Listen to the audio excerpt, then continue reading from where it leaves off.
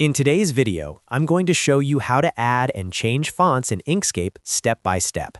Whether you are designing logos, posters, social media graphics, or SVG files for cutting machines, knowing how to properly work with fonts in Inkscape is essential.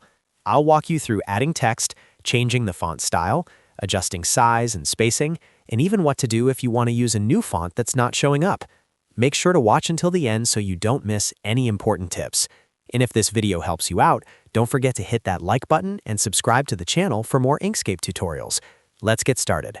First, open Inkscape on your computer and create a new document.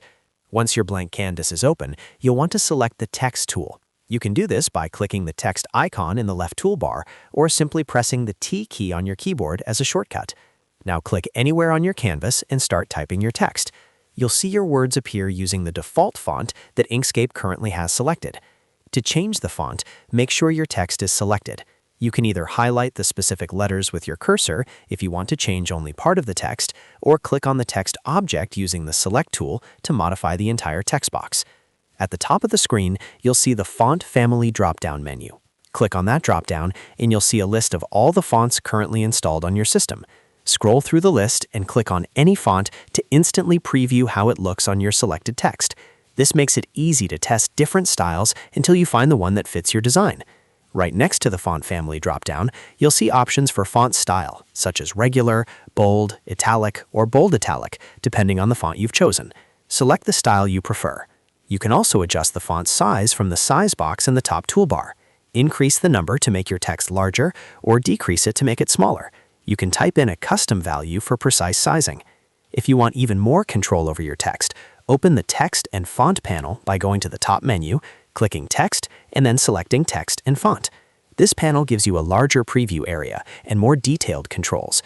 From here, you can change the font family, style, size, line spacing, letter spacing, and even word spacing. This is especially useful when you're working on detailed typography layouts. Now let's talk about adding a new font to Inkscape. Inkscape does not install fonts directly inside the program. Instead, it uses the fonts installed on your operating system. So if you downloaded a new font from a website, you'll need to install it on your computer first. On Windows, simply right-click the font file and choose Install, or Install for all users. Once installed, completely close Inkscape and reopen it. When you go back to the font drop-down list, your newly installed font should now appear and be ready to use.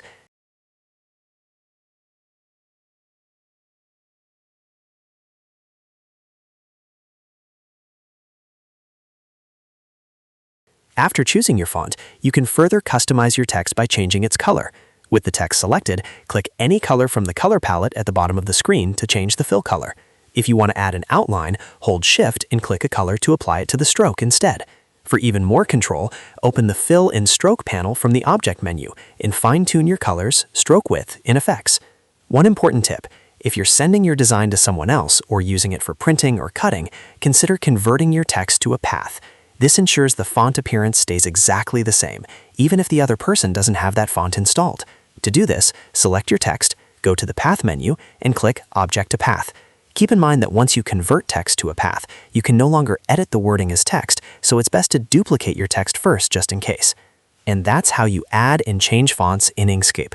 As you can see, it's a simple process once you know where the tools are, and mastering these font controls will dramatically improve your designs. If you found this tutorial helpful, make sure to like this video and subscribe to the channel for more easy Inkscape guides in 2026. Thanks for watching, and I'll see you in the next one.